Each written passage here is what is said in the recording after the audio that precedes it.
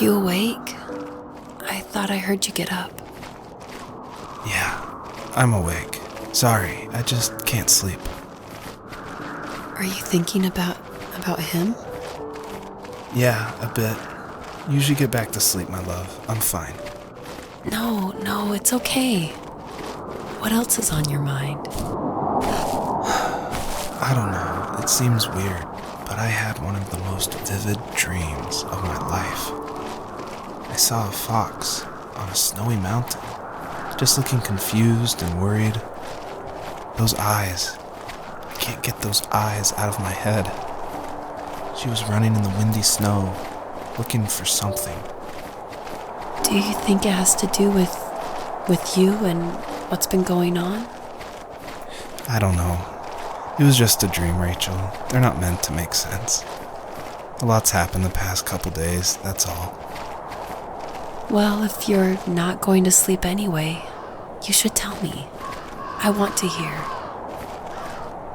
All right. So, not far from her home, she followed that path to something unexpected.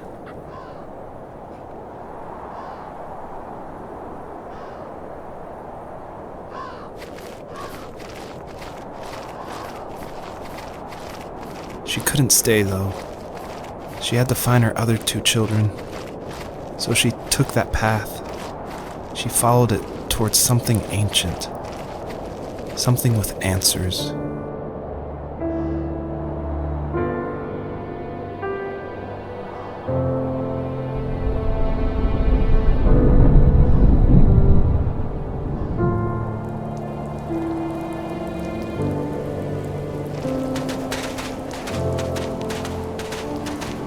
The fox looked high and low, searching for any sign of her cubs. Points of light showed the way to this ancient tree. It was as if each one had a story to tell, all their own. The land was trying to tell my story, too. I felt like I was right behind her the whole time.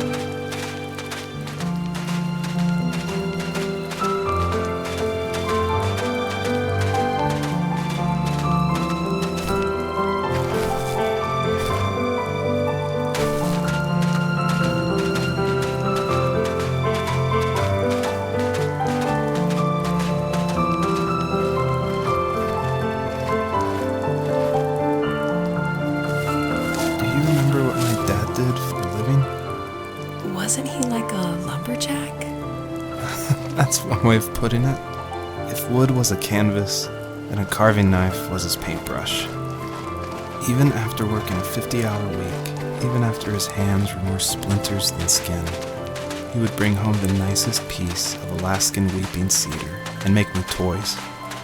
That wooden train was the first toy I can remember, and I loved it. I just knew from a young age I was going to be a lumberjack, like my father.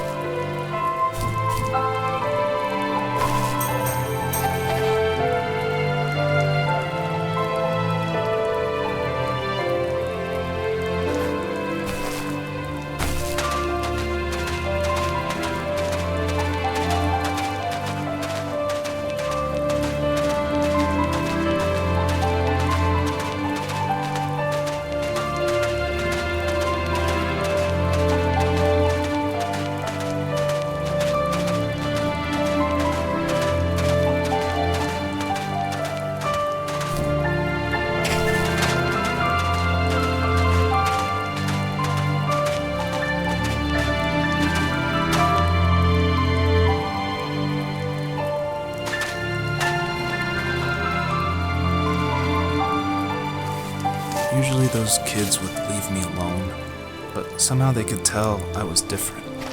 They made fun of how far away I lived. They called my dad a sourdough.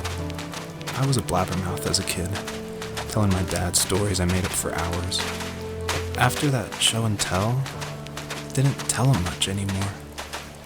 He didn't know exactly what was wrong, but his best guess was that the toys he carved weren't cool enough. He carved me a tank and tried to tell me what it was like to be in a real tank as a serviceman.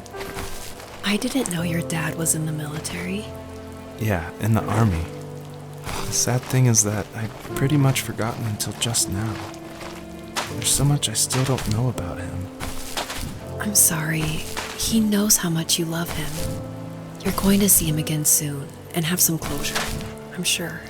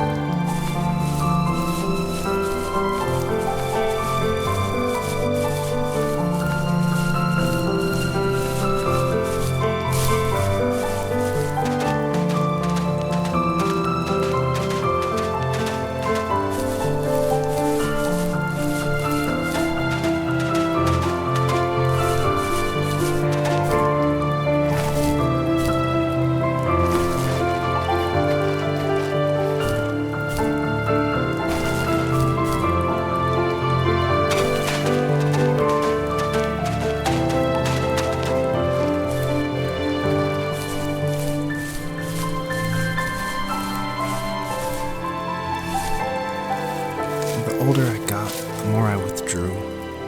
I asked myself, why talk to anybody anyway? Why bother when I'm happy by myself? I started drawing a lot, mostly animals I saw in the woods by my home. I then imagined designing my own hideouts with things like TVs and pantries full of chips and cookies. I think that idea of leaving home and drawing blueprints started my career. I found a lot of solace in that. I'm not surprised, but I did the same thing, you know? There's something special about having a place to call your own. And now look at us. Well, if you count renting in an overpriced city. It's as close as we can get for now.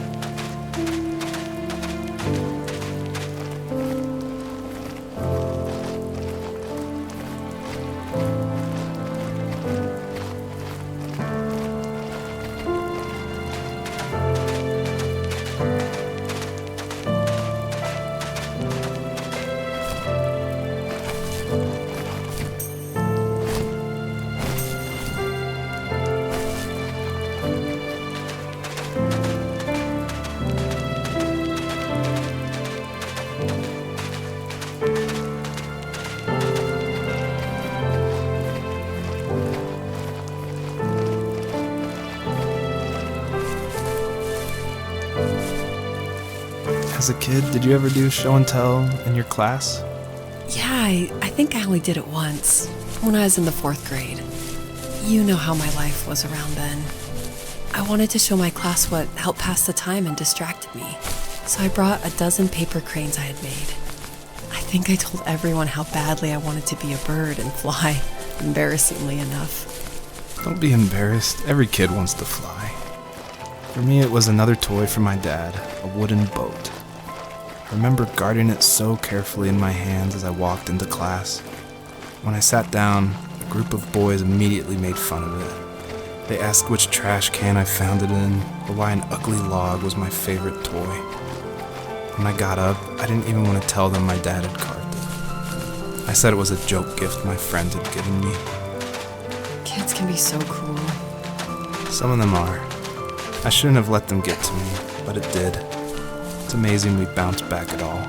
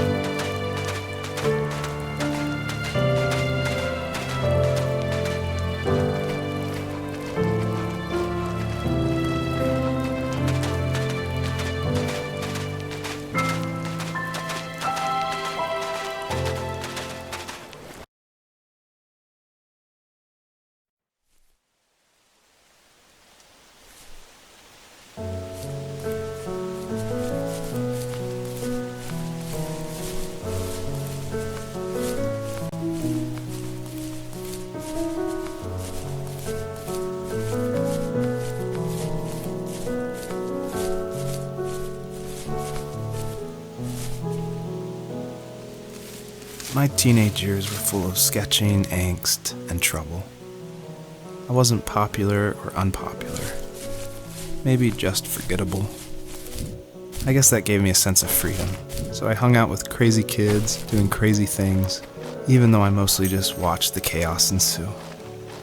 We did it all. Put fireworks in mailboxes, hide roadkill in people's garages, break windows of the barber shop in Anchorage. My dad was furious, but he was so busy working he couldn't do much to stop me from going out. I think being an adult means there's no one to stop you making hard decisions. He had to make a living, and he couldn't be in two places at once. Yeah, I realize that now.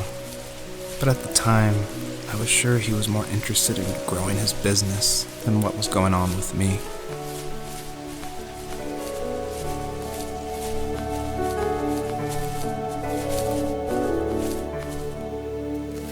He was working another late night, and my friends were over, saying how bored they were and how they'd come all the way out to my house for nothing. One of them mentioned how that old, ugly beyond belief truck was still in the garage, and how we should take it for a spin. I was only 15, so I kind of fought it for a while. The next thing I knew, we were careening around the mountain path, rocks spitting onto the sides of the cliff, while my dad's cringeworthy bluegrass blared out the speakers. I drove while my friends were in the back of that yellow and purple truck, throwing beer bottles and trash at anything remotely interesting.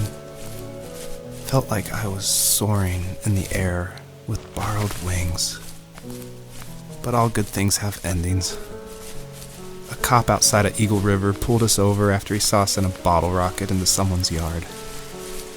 What followed was a long night of talking to disappointed adults and feeling smaller than ever.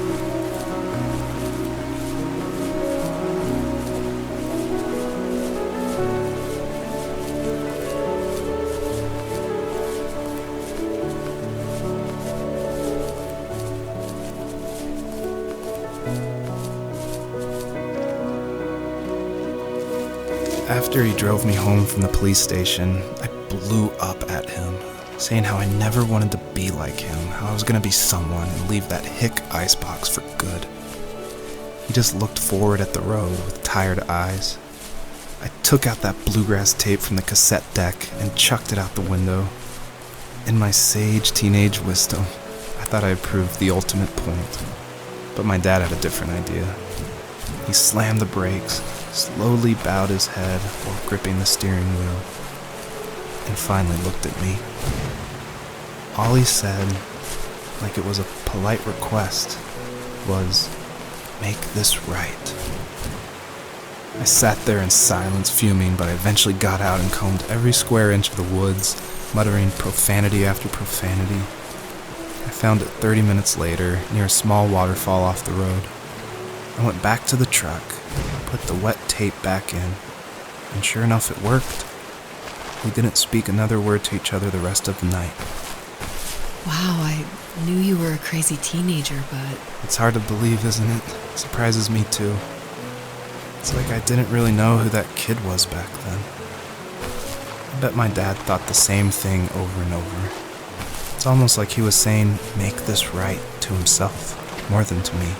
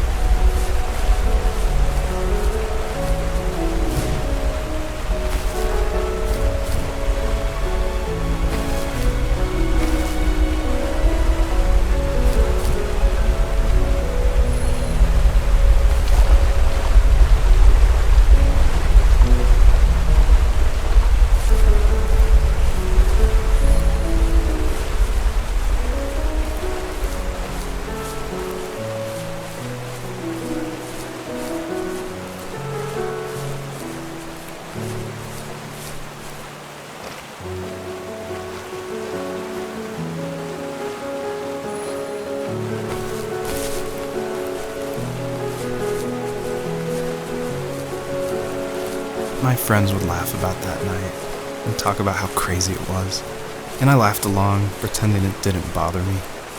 But it did. I imagined my friends growing old in the bush, unable to find that thrill in those godforsaken ice fields. It's like those mountains were a literal wall, keeping me from leaving, where all I would have to look forward to are lumber yards and evening beers. I had to climb over. That was my only goal for a long time.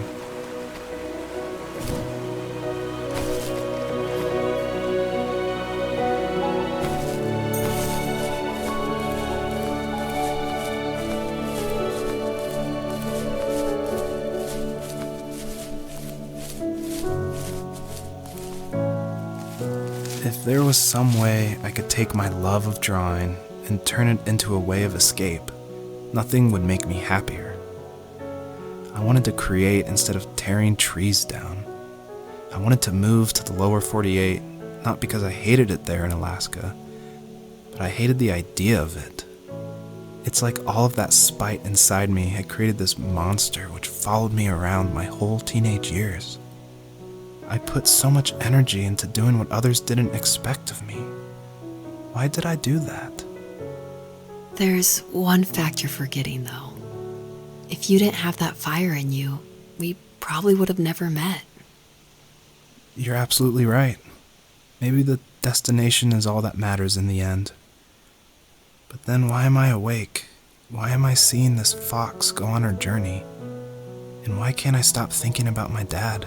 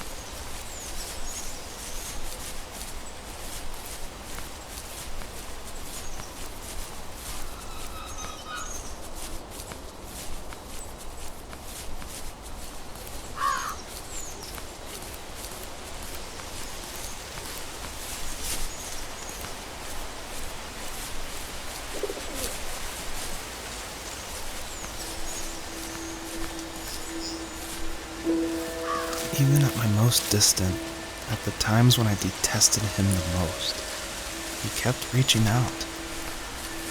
For a year straight, he asked me every week when we were going camping. I thought he was just dense. Eventually, to shut him up, I agreed. We carried out the worn lawn chairs from the garage and set up a cinder block campfire at the site we'd always used behind the house. We walked down the mountain path, talking in the warm sunshine we only got a couple months of the year. Those 3 obsidian rocks shimmered alongside the shore, almost like sparklers pressed against a dark window.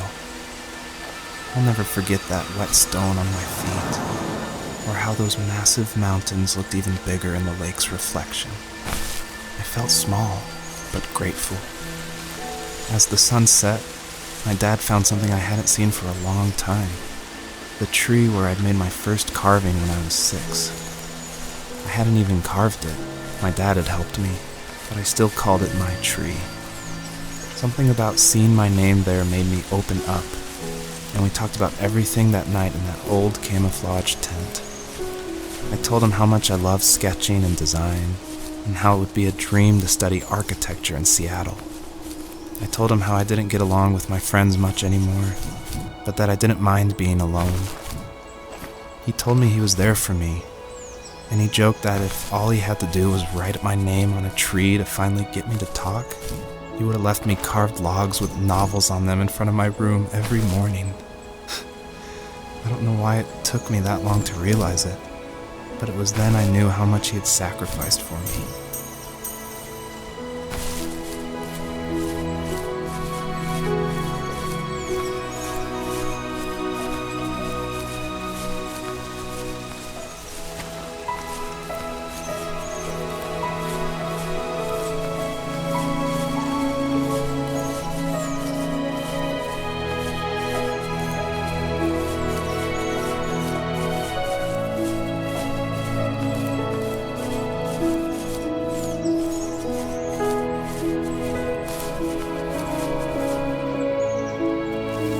On our property, there were old abandoned pieces of a shed and car long left unused. I used to ask him all the time who those people were that left all this junk, and I'm sure he got so tired of hearing it that he made up some elaborate stories how a brown bear ate them and haunted the woods afterwards. What's funny is I think it made those people seem more real, growing up thinking they were still hanging out like they couldn't say goodbye. I used to tell my friends how I could swear I saw spirits move near the water, and that always freaked them out. I guess it didn't bother me, because the way I saw it, they were normal people with old cars and sheds, just trying to figure out how to survive and be happy in the middle of nowhere. It was a cool thought that they didn't want to leave, but I was a weird kid. Well, you had good company since those ghosts liked living in a place where they were brutally devoured.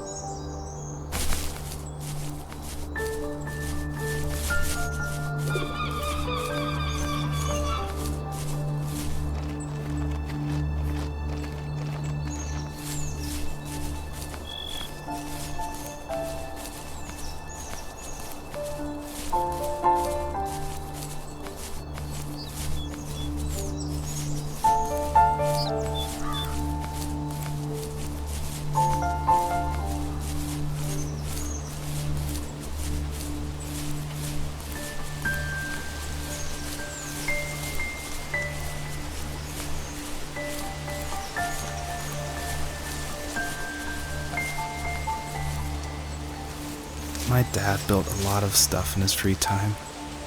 If he wasn't watching fly fishing or reading Tom Clancy novels, he was carving something. He made tons of birdhouses. Not that he was into bird watching, but I think he really missed working and adding on to the home. If he couldn't afford the time to build onto our own house, he would have to settle with watching birds move into their little homes. We kept an old mattress in the bed of that ugly yellow truck, so we would drive it deep into the woods and then watch the birds fly into their houses while the sun set. Usually it was accompanied by venison jerky or a cold Coke, but not a lot of talking, which is how we both liked it.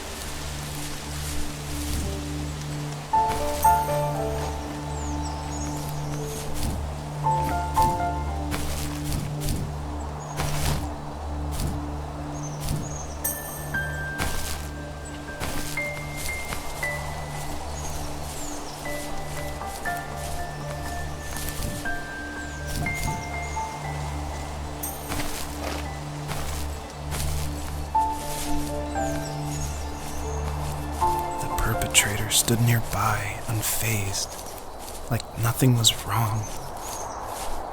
My dad is dead, and he's never coming back, Rachel. I can tell you these stories, but I can never reminisce with him again. He can never hold a grandchild that we'll probably never be able to have. I can never talk to him again, and I'll never be able to say I'm sorry for everything.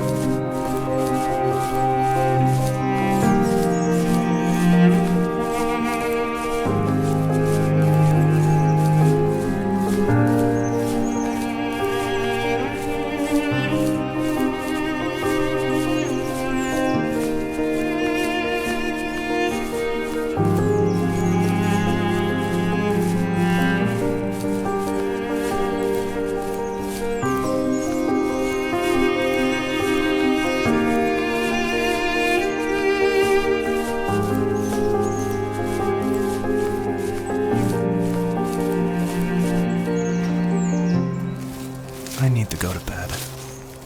I just can't talk about this anymore. Good night.